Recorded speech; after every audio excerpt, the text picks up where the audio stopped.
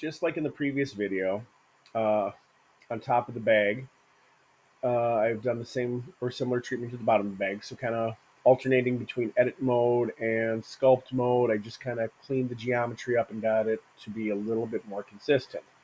So that being the case, I'm curious how things actually look. So I'm going to pop back into object mode. I'm going to bring my ground back. So I'm going to uncheck the eyeball so that's visible. Let's change the viewport shading to material preview. Oh, actually, I'm going to go back into edit. Let's see here. I want to take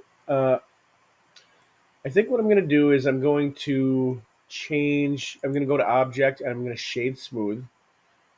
Um, just to kind of smooth things out a little bit so that you get a little bit less of the geometry showing in the bag. However, I think up here I'm going to leave some of this shaded flat. So let's just pop back into edit mode and face select mode. And I'm just going to go ahead and box select maybe these top two rows.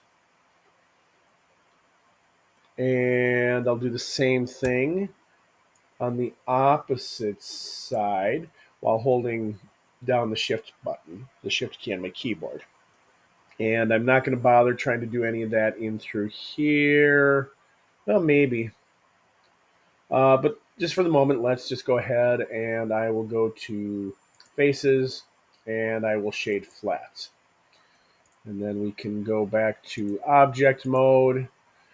And I think the next step is to just kind of run this through in play mode to see how everything looks. Let's unselect things and push play, and we'll give it a minute to figure out what it needs to do. I'm sure it'll take a minute to recalculate things.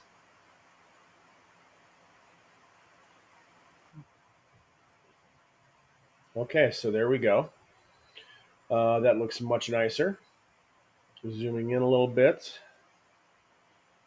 This seems to be working for me, and if I click on the camera and get more of what the camera view would be, yeah, I think that looks wonderful.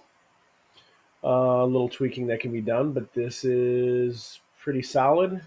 I think what I may be doing next is delving into some particle effects a little bit, and we'll see where that takes us.